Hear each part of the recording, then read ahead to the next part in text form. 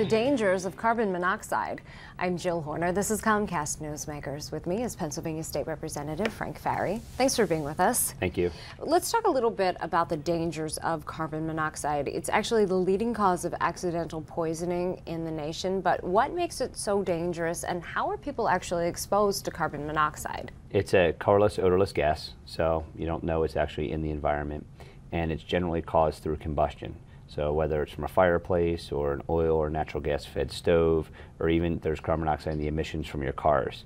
So if a car is left running in the garage, carbon monoxide is going to seep into your home.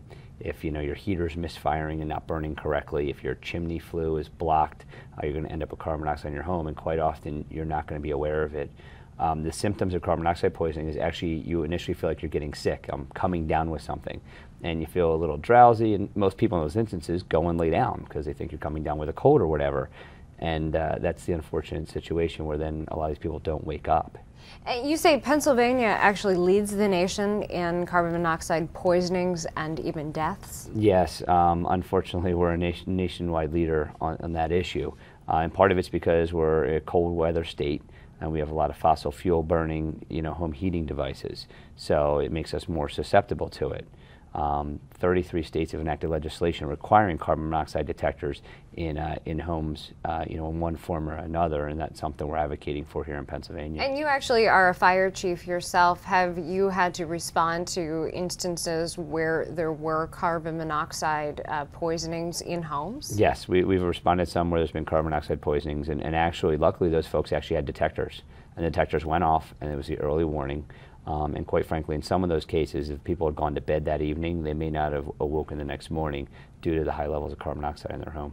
You actually have legislation that you are reintroducing this session, and it's related to carbon monoxide detectors. Now, for new construction, these detectors are actually required? Yes, they're already required in all newly built homes under the building code, but there's nothing to require them in existing homes.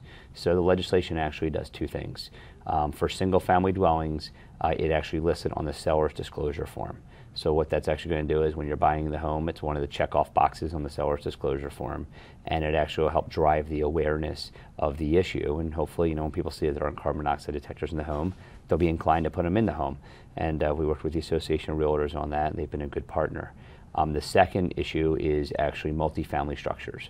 When you're at the mercy of a landlord or at the mercy of a neighbor who may not take care of their heating systems, getting them cleaned annually and the like, you could have a carbon monoxide issue in your building and not even know about it. So it actually requires detectors to be put in these multifamily units. And you mentioned the second component for multifamily dwellings that would be applicable for both rental properties or for multifamily properties, multifamily dwellings where you could actually make a purchase as well? Yeah, that would be applicable as well. It would be on the seller's disclosure, but it would also be required there. So, but when you have your apartments, every so often you see on the news where there was a bad furnace in an apartment building, and carbon monoxide seeped into the many apartments that were there, and people end up being poisoned. This would help avert that. And we mentioned that this is something that you are actually reintroducing.